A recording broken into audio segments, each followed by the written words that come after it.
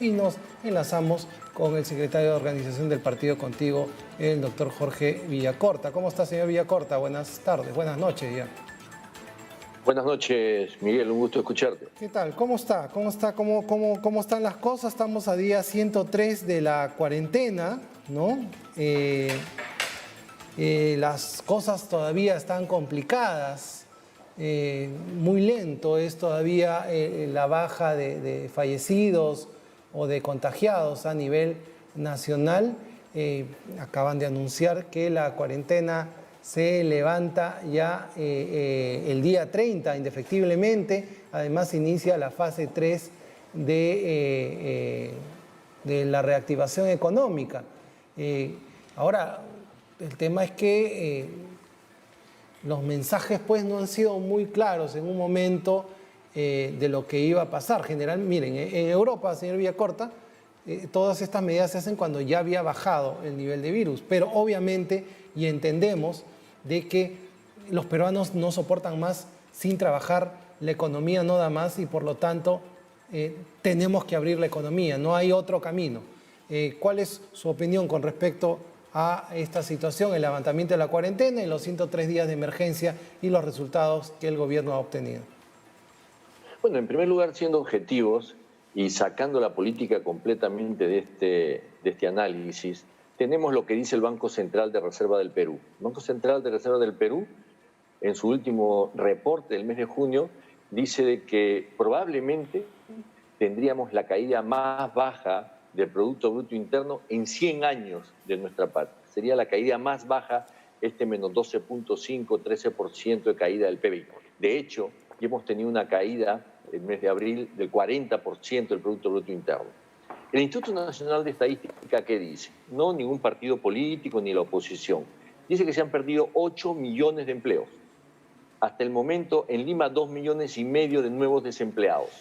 Significa que por el lado de la parte económica, la cosa estuvo bastante mal. Desde el punto de vista médico y control de la pandemia, ¿qué dice la Universidad Johns Hopkins, ¿no? Donde nadie puede decir que hay un sesgo político de desprestigiar al presidente o bajarle los bonos? Dice de que somos el sexto país con peores cifras a nivel mundial. Y si esta relación la llevamos a millón por habitantes, somos el país que tiene la mayor cantidad de contagiados y de fallecidos. ¿Qué dice el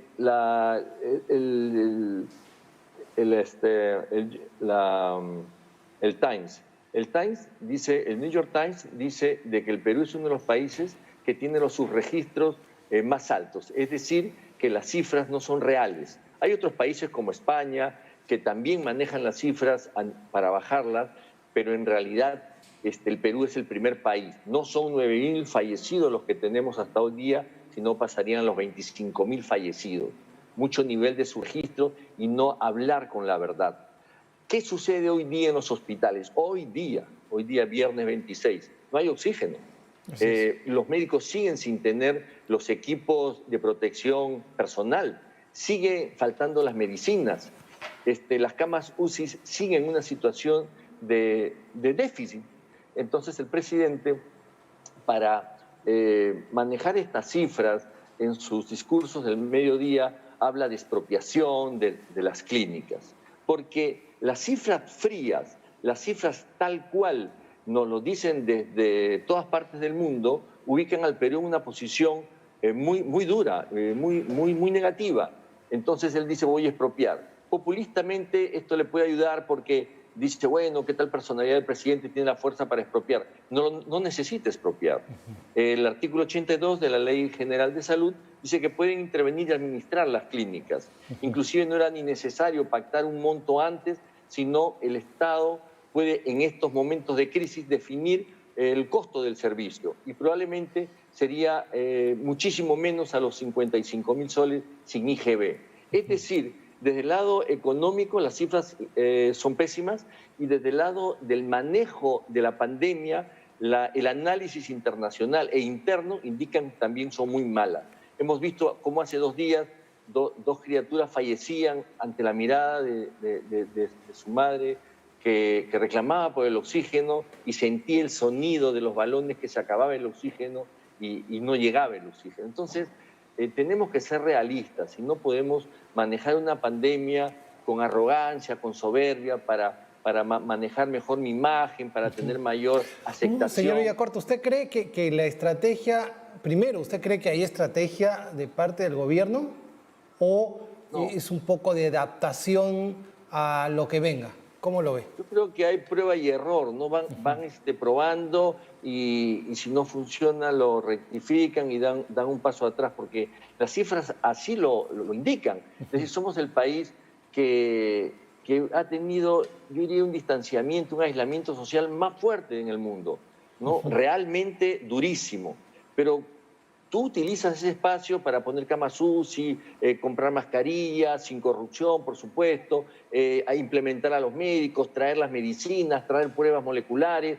O sea, utilizas ese aislamiento, pones a toda la gente en su casa para poder trabajar. Pero las cifras no se han dado.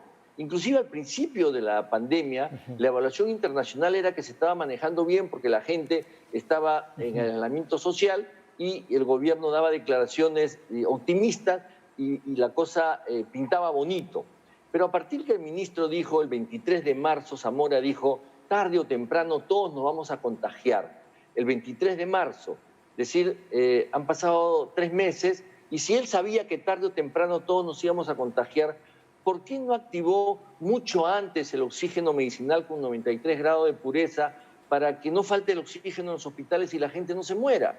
O sea, si él ya lo sabía, ¿por qué no abasteció de medicamentos los hospitales y las clínicas para poder trabajar con medicamentos la pandemia? Si él ya sabía hace 90 días que íbamos a contagiar, ¿por qué de una vez no se aplicó el artículo de la Ley General de Salud del 82 que permite hacer un trato con administrar inclusive las clínicas por la situación de urgencia? Entonces, si le gana al presidente la soberbia, la arrogancia, el hecho de que su imagen prevalezca ante la sociedad, en vez de trabajar científicamente y médicamente la pandemia con los técnicos, con los profesionales, entonces tenemos, como hemos puesto en nuestro comunicado de evaluación de los 100 días, un falso liderazgo, porque el líder, a través del convencimiento, la concertación, la conversación, ¿no es cierto?, convence y genera una relación amical, una empatía para resolver los problemas. Yo dudo mucho que no haya algún empresario privado que se niegue, digamos, a aportar al país en un momento en que es necesario para salvar vidas. Entonces, el presidente cae, yo creo, en esa soberbia de ser el protagonista y poner esto como una guerra que quienes no le dicen sí señor, que quienes no le dan la razón, entonces son enemigos, ¿no? Y en la imagen de la guerra son traidores y entonces hay que exterminarlos. Eso no es así. Esta es una guerra, pero el enemigo es un virus. Y con lo que hay que trabajar son con los científicos, ahora, con los médicos, con la protección. Ahora, señor Villacorta, usted es dirigente de un partido político que fue el que ganó las elecciones, ¿no? Y ustedes han sido convocados, llamados, invitados, fuera del acuerdo nacional que realmente fue algo un poco más de un saludo a la bandera, sino a mesas especiales, ¿no? Porque acá hay un componente político, un componente social, un componente económico, un componente de salud. Ustedes también tienen expertos, han llevado expertos al gobierno. ¿Han sido convocados en algún momento o usted siente que el presidente ha sido un poco autosuficiente al respecto? Sí, yo creo que ha sido un poco egoísta más bien en no abrir la cancha y convocar a los partidos políticos, a las organizaciones sociales, a la empresa privada, al ejército realmente, porque el ejército hubiera tenido un rol mucho más activo y mucho más puntual en la repartición de alimentos en vez de los bonos, que fue quien conglomeró a la gente en los bancos y después en los mercados.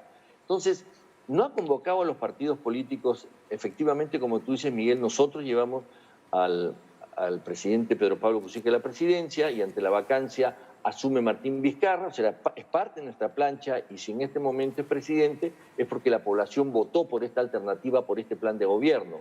y no ha convocado a las fuerzas políticas. Nosotros lo decimos con toda humildad a nosotros dentro de ellos, y creo que ese es un error, porque esta pandemia tenemos que resolverla a todos los peruanos, desde su trinchera cada uno, los médicos, los aportes políticos que puedan existir por la experiencia que pueda haber en las distintas agrupaciones políticas, y en general hacer un trabajo amplio.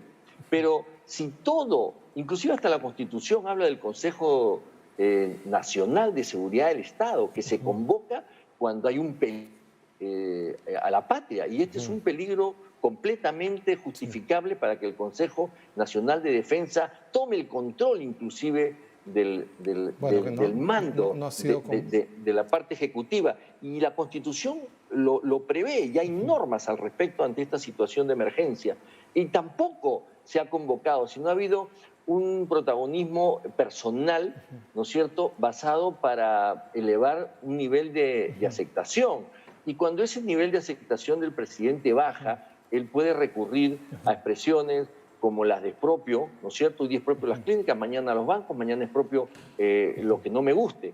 Y como tiene que manejarse es con un liderazgo real. Por eso nosotros hablamos de un falso liderazgo. Un liderazgo real da resultados. Correcto. Es decir, se reducen los infectados, se reduce el número de fallecidos, se mejora la infraestructura hospitalaria, ya no falta el oxígeno, ¿no es cierto? Que eso merecerá una investigación en su momento, porque se tardaron 3 meses desde que el ministro declaró de que todos nos íbamos a contagiar a abrir el oxígeno medicinal al 93% para evitar que muera tanta gente buscando únicamente el oxígeno al 99%, que tenían un monopolio, ¿no? Un oligopolio, digamos, de 2 empresas que abarcaban todo ese control del mercado de oxígeno. Entonces, el partido, contigo, en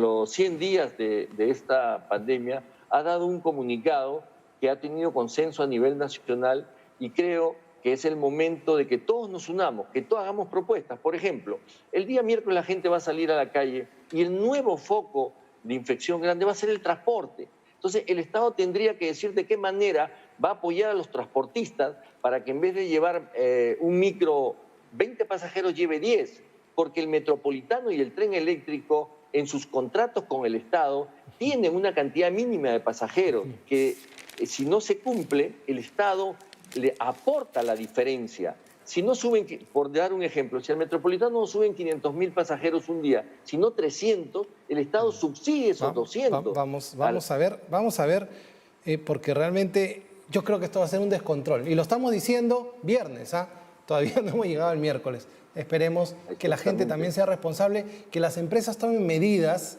para que la gente no se aglomere y sobre todo que las autoridades puedan prevenir esta situación. Pero como viene, va a ser bien duro lo que puede venir a partir del día. Efectivamente. Y por ejemplo, en el tema de Arranca Perú, que se van a involucrar 6.436 millones de soles en un convenio gobierno a gobierno donde no existe fiscalización, yo pregunto si era necesario tener un convenio con los ingleses y con los irlandeses para que nos enseñen a hacer canales de riego, mantenimiento de drenes, para que nos enseñen a hacer pistas y veredas, que es lo que va a ser vivienda, para que nos enseñen a hacer mantenimiento de caminos vecinales. Es decir, solamente la comisión que cobra por administración este convenio gobierno a gobierno significaría 2 hospitales a todo dar, con probablemente 100 camas UCI en alguna parte del Perú. Ellos se llevan el 7% de comisión por manejar estos fondos. Y hay leyes ya dadas por este gobierno para que existan las asesorías y consultorías para manejar los proyectos como que fueran PMO, es decir, gestión de proyectos optimizados. Pero se ha preferido saltarse a la garrocha de los controles de la Contraloría y la fiscalización para estos 6.436 millones de soles, en un momento en que el empresario privado necesita trabajo y que nuestra gente está sin chamba. Entonces, no hay coherencia, y esos 128.000 millones de soles que se han ido en Reactiva 1, Reactiva 2 y los bonos no han tenido un efecto real. Las pequeñas y microempresas no han sido sujetos de crédito de estas operaciones. Entonces, no se está manejando con un criterio realmente de eficiencia, ni los fondos, ni el manejo científico de la pandemia. Correcto.